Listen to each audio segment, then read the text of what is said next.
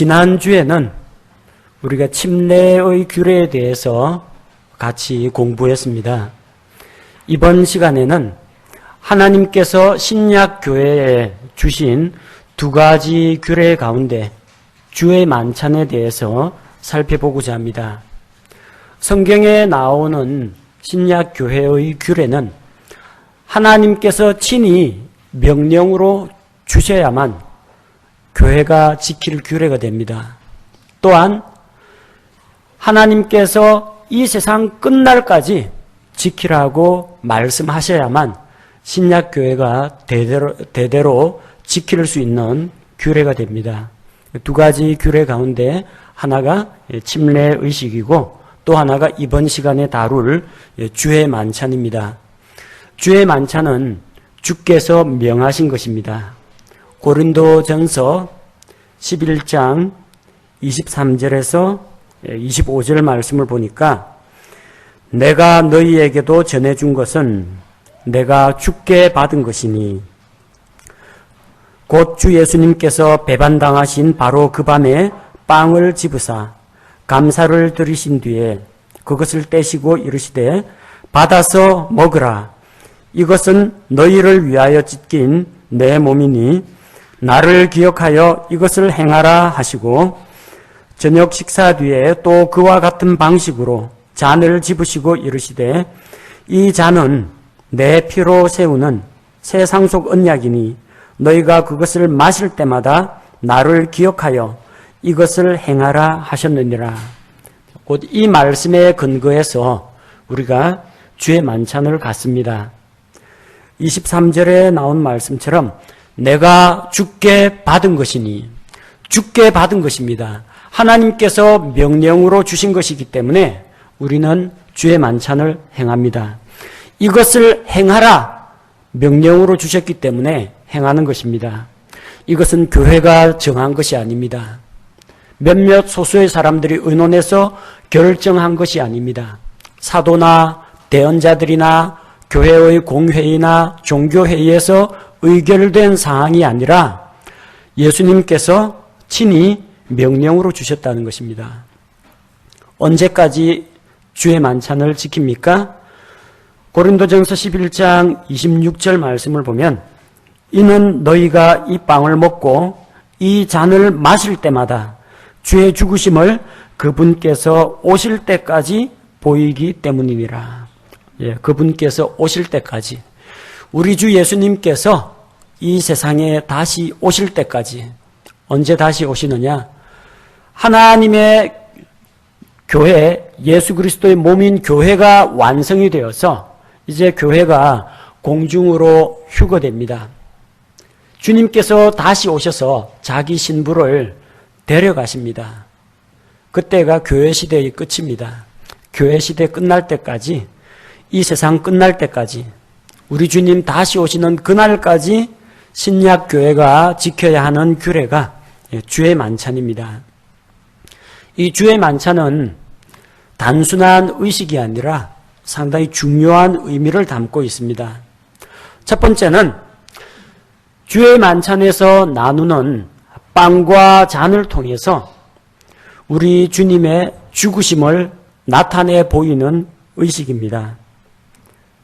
26절 말씀처럼 주의 죽으심을 그분께서 오실 때까지 보이기 때문이니라. 우리 주 예수 그리스도의 십자가의 대속의 죽음을 보여주는 의식입니다. 곧 빵을 통해서, 이 빵이 어떻게 만들어집니까?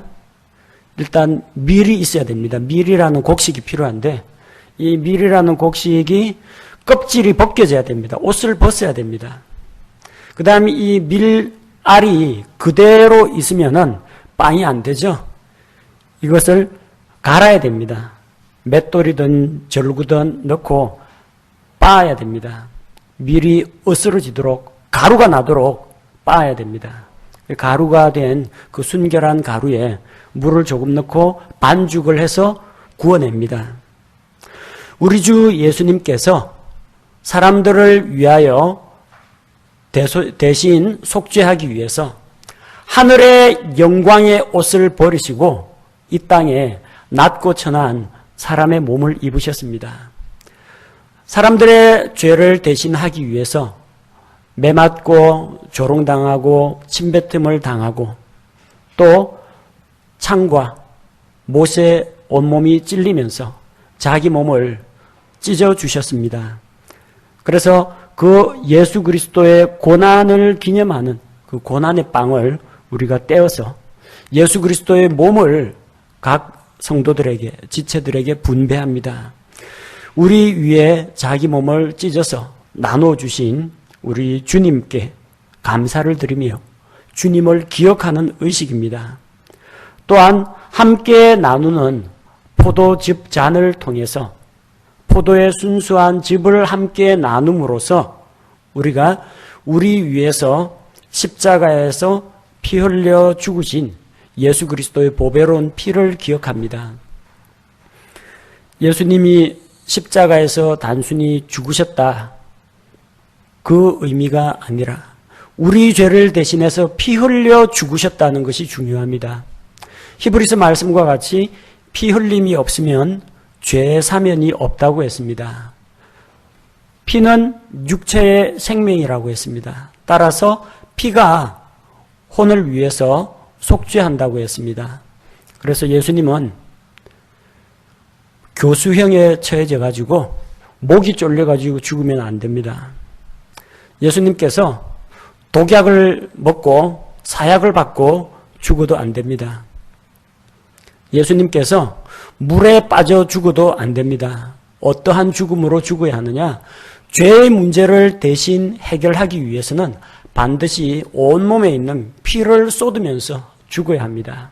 그분께서 십자가에 달리셔서 두 손과 두 발에 못이 박히시고 옆구리는 창으로 찔리심으로 말미암아 우리를 위해서 피를 흘려주셨습니다. 그 피를 생각할 때 예수님의 피를 상징하는 포도즙을 가지고 그분의 죽으심을 기억합니다. 또한 이 주의 만찬 의식에 참여하는 것을 통해서 고린도전서 10장 16절 말씀과 같이 우리가 축복하는 축복의 잔은 그리스도의 피에 함께 참여하는 것이 아니냐. 우리가 떼는 빵은 그리스도의 몸에 함께 참여하는 것이 아니냐. 내가 예수 그리스도의 십자가의 구속의 공로를 믿음으로 말미암아 이제 구원을 받아서 예수 그리스도의 몸의 일부가 되었다. 이 사실을 고백하는 의식이 주의 만찬입니다. 만찬에 주의 몸과 주의 피를 상징하는 빵과 이 잔을 마심으로써 내가 주님과 하나가 되었다는 것을 고백합니다. 또한 고린도전서 10장 17절 말씀 우리가 많아도 한 빵이요 한 몸이니 이는 우리가 다 그 한 빵에 참여하는 자들이기 때문이라. 내가 예수 그리스도에게 속하였다. 내가 그분의 몸이 되었다. 이것과 함께 지금 함께 주의 만찬을 나누는 주변에 있는 형제 자매들이 나와 마찬가지로 예수 그리스도 안에 있는 한 지체라는 것을 고백하는 의식이 주의 만찬입니다. 자, 주의 만찬에 대해서 우리가 잘못 오해하는 그런 사람들이 들어있는데 몇 가지만 짚어보겠습니다. 이 주의 만찬을 먹으면 복 받는 걸로 생각하는 사람들이 간혹 있습니다. 주의 만찬을 먹으면 특별한 영적인 유익을 누린다라고 생각하는 분들이 있어요. 그래서 주의 만찬에 참여할 자격이 안 되는 조그마한 꼬마 아이한테도 이거 먹으면 잘 된다라고 해가지고 빵 먹이고 포도주스 먹이거나 그런 분이 있습니다. 이건 주님을 기억하는 의식이지 이 빵하고 잔을 마신다라고 해서 하나님으로부터 더 큰 은혜를 누리거나 더 많은 영적인 유익을 누리지는 못합니다. 만약 이게 정말로 영적인 삶의 보탬이 되고 효력이 있다면 날마다 해야 됩니다. 이왕 하는 거 복 많이 받아야죠. 이왕 하는 거 영적 유익이 많다고 하니까 날마다 하면 좋죠. 그러나 우리는 이것을 주님을 기념하는 의식으로 갖는 것이지 이 의식을 통해서 뭔가 새로운 능력을 받았다든지 은혜를 누린다든지 하지 못합니다. 로마 가톨릭에서는 주의 만찬 의식을 성만찬이라고 부릅니다. 뭐든지 이 성자를 붙이길 좋아해서 이 목회자도 성직자라 그러고 예배 드리는 예배당인데도 성당이라고 부르고요. 어쨌든 다 거룩할 성자를 사용하는데 이건 그냥 주의 만찬입니다. 주님께서 제자들과 함께 마지막으로 만찬 식사를 하신 것을 기억하는 겁니다. 근데 로마 가톨릭에서는 이 성만찬 의식을 행하면서 가톨릭 사제가 이 빵에 대해서 축복 기도를 하고 잔에 대해서 축복 기도를 하면 빵은 이 목구멍으로 넘어갈 때 분명히 식물성 빵인데 동물성인 고깃덩어리로 바뀐다고 합니다. 진짜 예수님의 살로 바뀐다고 합니다. 또 이 잔은 분명히 포도의 즙인데 이걸 마시면 넘어갈 때 진짜 예수님의 피로 바뀐다고 합니다.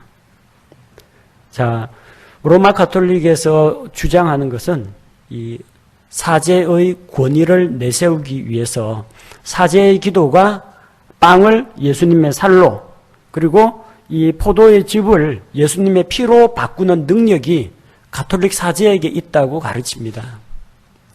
자, 그래서 예수님의 살과 피에 참여하려면 어떻게 해야 됩니까? 사제를 거쳐야 한다는 거예요. 하나님과 사람 사이에 예수 그리스도 이외에 다른 중재자가 없는데 가톨릭 사제가 바로 그 일을 대행한다라고 가르치는 겁니다. 대단히 잘못된 것입니다. 또한 그들은 예수 그리스도의 단번 속죄 교리를 믿지 않습니다. 단번에 죽으사 단번에 사했네. 우리 침례교 찬송에서 그렇게 고백하고 부릅니다. 예수 그리스도께서 십자가에서 한 번 달려서 한 영원한 희생물이 되셨습니다. 구약시대에는 희생물의 효력이 영원하지가 못해요. 죄 한 건당 희생제사 하나씩입니다. 하나님 앞에 죄 지은 거 가지고 제사 지냈어요. 돌아서서 이제 나오다가 누구 만나고 거짓말했습니다. 그 잘못에 대해서 또 희생물을 또 갖다 바쳐야 됩니다. 동일한 죄에 대해서 한 번 바치면 같은 죄에 대해서 5번까지 유효하다 그런 거 없습니다. 무조건 한 번 죄 지을 때마다 희생물 하나씩입니다. 소와 양이 숱하게 죽어나갔다는 이야기예요. 짐승의 피는 일회성 효력밖에 없다는 겁니다. 그러나 예수 그리스도의 보배롭고 영광스러운 피는 영원한 효력이 있기 때문에 한 번 피 흘리심으로 말미암아 그 예수님의 피가 하나님의 저울에 달아놓고 보면 온 인류가 과거부터 미래에 살게 될 온 인류의 모든 죄, 과거의 죄, 현재, 미래의 모든 죄를 다 올려놓고 예수님의 피를 올려놓으면 하나님 앞에서는 예수님의 흠없고 의로우신 피가 훨씬 더 가치가 있고 무겁다는 겁니다. 온 세상의 죄를 감당하고도 남음이 있는 넘쳐나는 보혈의 권세가 있다는 겁니다. 가톨릭에서는 영원한 속죄를 믿지 않습니다. 단번에 죽으시고 단번에 속죄하신 것을 믿지를 않습니다. 그래서 예수님을 매 미사 때마다 예수님을 잡아다 죽이는 일을 하는 겁니다. 이 빵을 탁 떼면서 예수님의 살을 찢는 의식을 또 하는 거예요. 예수님이 가톨릭 사제에 의해서 고난을 당합니다. 그들 말대로라면 그들은 지금 예수님의 살을 다루는 자들이에요. 예수님 살을 찢습니다. 빵을 뜯는 게 아니라. 그리고 포도잔을 나누면서 예수님의 피로 바꾸어가지고 예수님을 거듭거듭 죽이는 욕보이는 일을 계속하고 있다는 겁니다. 기독교 십자가에는 십자가에 아무것도 안 달려 있습니다. 예수님 십자가에서 내려오셔서 무덤에 장사 지낸 바 되었다가 부활하셨어요. 승천하셨습니다. 근데 로마 가톨릭 십자가에는 꼭 예수님이 이렇게 달려있고 머리에 가시관 쓰고 있는 거 그 십자가 걸어 놓습니다. 거듭거듭 예수님을 죽이는 일을 반복하고 있는데 그게 옳지가 않다는 겁니다. 예수님께서 주의 만찬을 행할 때 자신의 살을 베어주시고 자신의 피를 잔에다가 담아주신 게 아닙니다. 그때는 예수님께서 아직 십자가에 달리시기 전입니다. 그냥 유월절에 사용하는 누룩 없는 빵과 누룩이 들어가 있지 않은 순수한 포도즙으로 제자들과 함께 음식을 나누셨습니다. 예수님께서 드셨던 것은 고기와 선지피가 아니라 빵과 포도주스였습니다. 자, 로마 가톨릭에서는 이런 잘못된 화채설, 이 빵이 예수님의 살로, 포도주스가 예수님의 피로 변한다는 화채설을 믿지만 우리는 그런 것을 믿지 않습니다. 로마 가톨릭에서는 성직자하고 평신도라는 계급 구분이 있습니다. 신약교회는 그런 구분이 없습니다.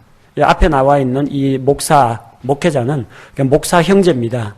여러 성도들 가운데에서 말씀을 가르치고 또 성도들을 바르게 훈육하는 그런 역할을 맡은 직무수행자입니다. 직무수행하러 올라온 것이지 계급이 목사기 때문에 여기 가운 입고 후드 두르고 여기서 다 권위 있게 위세를 부리는 것이 아니라는 겁니다. 자, 그렇기 때문에 우리는 다 같이 한 몸이기 때문에 한 빵에 참여하고 한 잔을 우리가 함께 나누어 마십니다. 그런데 가톨릭에서는 성직자 계급하고 평신도 계급이 있습니다. 평신도 위에 군림하는 사제 집단이 있다는 겁니다. 그러다 보니까 이 일반 평신도하고 가톨릭 사제는 뭐가 달라야 된다. 차이를 둡니다. 그래서 성당에 가면은 일반 이 평신도 회중들에게는 빵만 줍니다. 그 납작하고 둥근 빵 있죠. 십자가 새겨진 그 빵만 입에다 넣어주고 잔은 안 줍니다. 잔은 그들은 이제 포도주를 마시죠. 잔은 그 가톨릭 사제들만 자기들끼리만 포도주 마십니다. 자, 이게 잘못되었다는 겁니다. 모든 회중 성도가 한 형제 자매로서 예수님의 몸에 참여하고 예수님의 피에 참여해야 하는데 자기들은 다 참여하고 평신도한테는 빵만 준다는 겁니다. 또 잘못된 생각 가운데 하나가 너무 이제 거룩, 성별 이걸 강조하다 보니까 주의 만찬을 먹는 자는 죄가 있으면 먹지 말라고 하는 분들이 더러 있습니다. 목회자들 가운데에서 마음속에 죄가 있거나 찔림이 있는 사람은 그대로 먹으면 주의 몸과 주의 피를 범하는 죄가 있으니까 먹으면 안 된다라고 합니다. 어떻게 해요? 철저하게 회개 기도하고 먹으라고 합니다. 자, 여러분의 죄가 여러분의 회개 기도 덕분에 용서되었습니까? 예수님의 피 때문에 용서되었습니까? 여러분이 기억력이 나빠가지고 옛날에 무슨 죄 지은 게 하나 있긴 있는데 다 기억이 안 나가지고 다 고백을 못했다. 그럼 그 죄는 용서 안 받고 남아있습니까? 그런 일은 없다는 겁니다. 우리 자신의 거룩함과 우리 자신의 의로는 하나님 앞에 나아갈 수가 없어요. 하나님이 만약에 두 눈 부릅뜨고 우리에게서 죄와 허물을 발견하려고 하면 이 가운데서 온전히 서 있을 사람이 아무도 없습니다.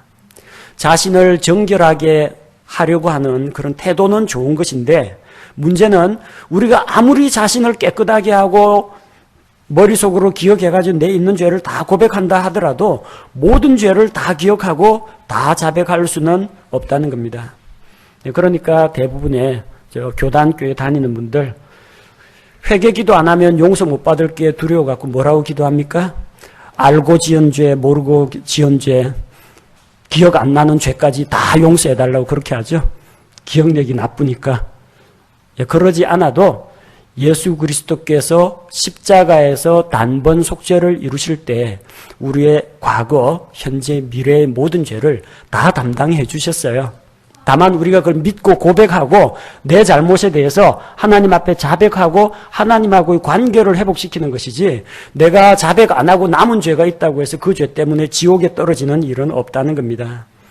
자칫 잘못하면은 주의 만찬을 먹을 때 죄가 없어야 한다는 그런 생각은 하나님 앞에 우리 자신을 깨끗하고 정결하게 해야만 나아갈 수 있다는 그런 자기의로 변질될 가능성이 있습니다. 합당한 자가 주의 만찬에 참여하는 것이 아닙니다. 주의 만찬을 받기에 합당한 자는 하나님께서 한 가지 조건 외에는 걸지 않으셨습니다.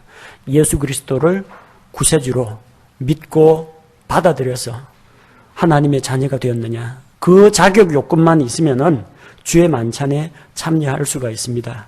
비록 우리의 상태가 좀 신앙 상태가 연약하고 수준이 낮고 그럴지라도 내 상태가 아직까지 여러 가지 죄나 더러운 것들이 남아있을지라도 우리가 예수님의 피로 은혜로 구원받았기 때문에 참여할 수 있다는 것입니다.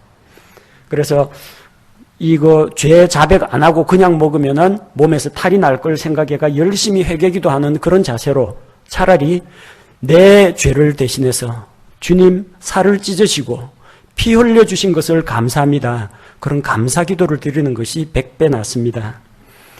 주의 만찬에 참여할 수 있는 자격은 예수 그리스도를 믿고 구원받은 자는 누구나 다 참여할 수 있습니다. 침례를 받지 못한 자나 또 침례 대신에 세례를 받은 자나 다른 교회에서 방문한 성도들이나 누구든지 예수 그리스도를 믿고 구원받은 자는 주의 만찬에 참여할 수가 있습니다. 근데 주의 만찬에 참여하려면 자기 스스로 신앙 고백을 할 수 있는 자여야 하기 때문에 어린아이들에게는 먹이지 않는 것이 옳습니다. 어린아이라고 할지라도 몇 살부터가 되느냐 안 되느냐 그런 기준은 없습니다. 어떤 아이는 한 6살만 되면 자기 입으로 예수 그리스도의 십자가 구속의 공로에 대해서 감사하고 예수님을 구주로 시인을 합니다. 그런 아이는 어리지만 자기 스스로 예수님을 주로 시인하고 받아들인 자는 참여할 수가 있습니다.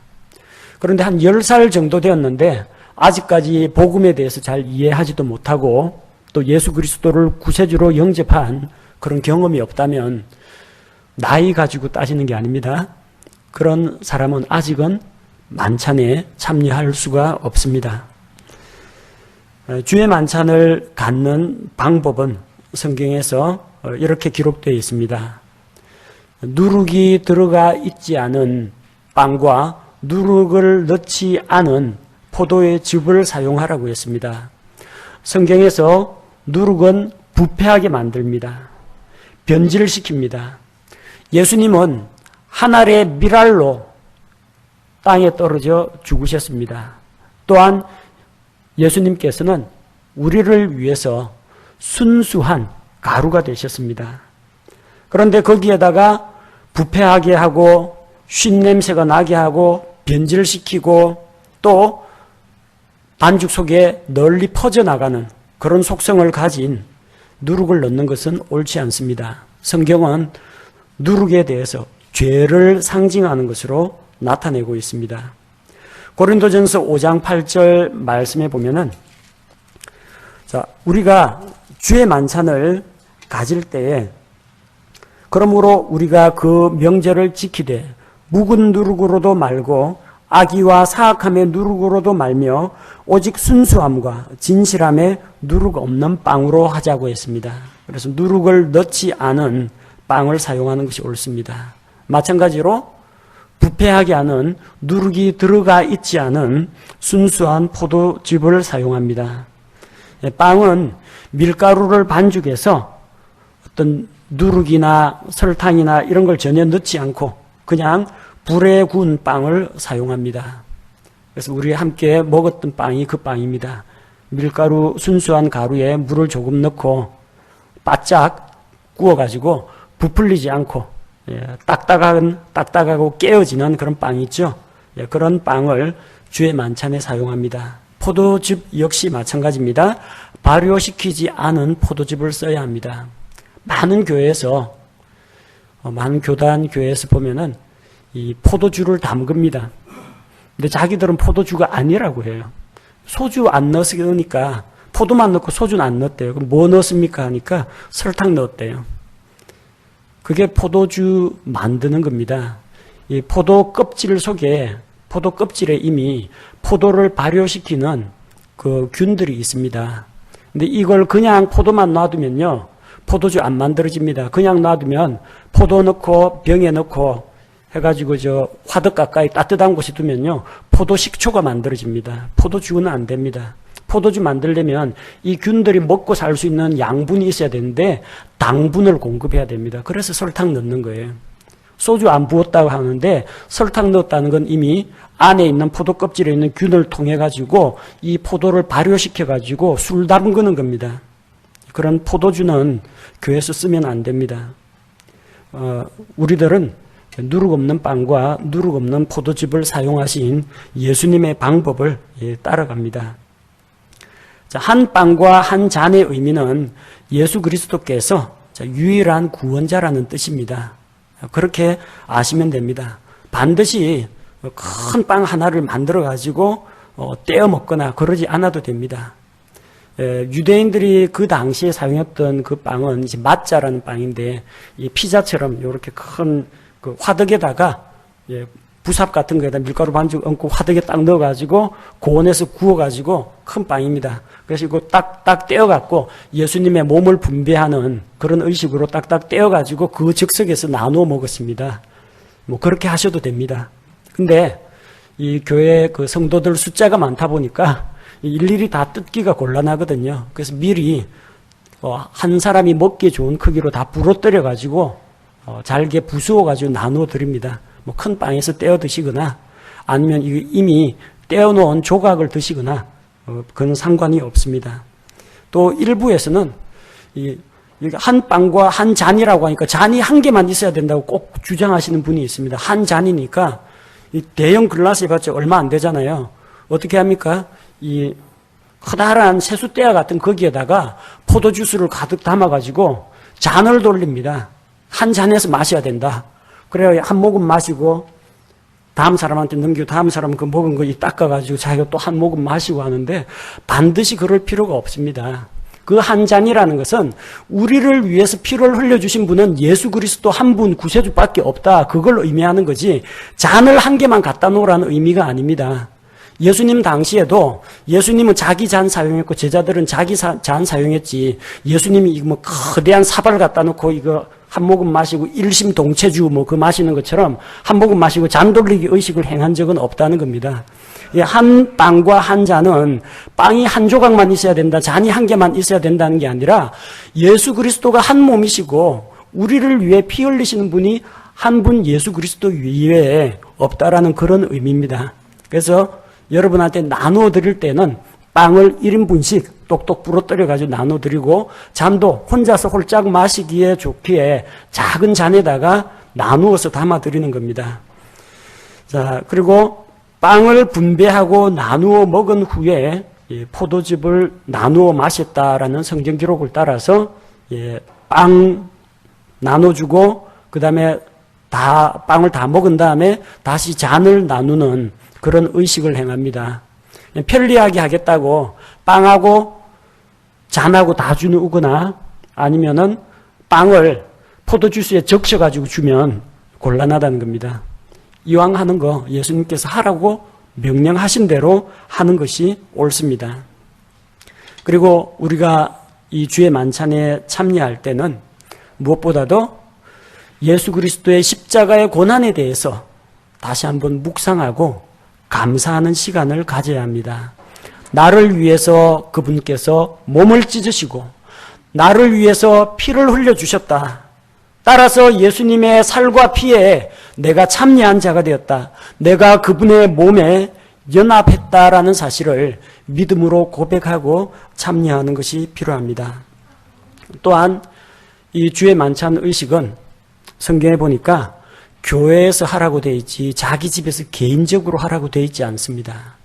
예수 그리스도를 주로 믿고 고백하는 모든 성도가 한자리에 모여가지고 이 의식을 갖습니다. 교회에서 갖습니다. 개별적으로 갖는 거 아닙니다. 왜 그렇습니까? 우리 모든 성도들이 예수 그리스도 안에서 한 주를 믿는 믿음 가운데에서 한 몸이 된 형제 자매라는 것을 인정하고 고백하는 의식이기 때문에 그렇습니다. 고린도 교회에서는 그 안에 파당이 나뉘어 있어요. 파당이 나뉘어 있기 때문에 주의 만찬을 같이 갖지를 않습니다. 부자들은 가난한 자하고 같이 안 먹습니다. 자기들끼리 와서 자기 노예나 아니면 일꾼들은 자기보다 뒤에 오게 하고 자기만 먼저 가서 자기들끼리 먹고 배부르고 어떤 사람은 누워 자고 있고 이런 일이 빚어진다는 겁니다. 부자들이 집에 먹을 빵이 없겠습니까? 먹을 음식이 없겠습니까? 와보니까 가난한 자들이 와보니까 다 먹어치우고 없어요. 어떤 자는 배부르고 어떤 자는 시장하고 나는 너하고 신분이 다르기 때문에 한 상에서 먹을 수 없다. 그것은 주의 만찬에서 이야기하는 예수 그리스도 안에서 한 몸, 한 지체, 한 형제 자매라는 것을 부정하는 것이 됩니다. 그래서 빵만 우리가 먹고 잔만 마시고 그걸로 끝나는 게 아니라 이런 주의 만찬 의식을 행할 때마다 우리 주변에 있는 좌우에 있는 우리 형제 자매들이 얼마나 소중한지를 다시 생각해 봐야 합니다. 예수님이 나를 위해서 대신 죽으셨다. 그것만 믿지 마시고요. 내 눈에 조금 좀 별로 안 좋아 보이는 저 형제를 위해서도 예수님이 죽으셨구나. 나보다 좀 가난하고 또 나보다 좀 못한 형제, 저분을 위해서 예수님께서 아낌없이 나에게 했듯이 자기 피를 흘려주시고 살을 찢어주셨구나. 예수님이 정말 저 형제를 그토록 사랑하셨구나. 그 형제의 가치는 어느 정도 가치가 있어요? 예수님 핏값으로 사셨습니다. 어느 정도 가치가 있어요? 예수님 몸값 정도의 가치가 있습니다. 그래서 다른 형제 자매들을 예수님 몸값만한 가치가 있는 존재로 받아들이라는 이야기입니다. 이것이 주의 만찬의 의미입니다. 제가 기도하겠습니다.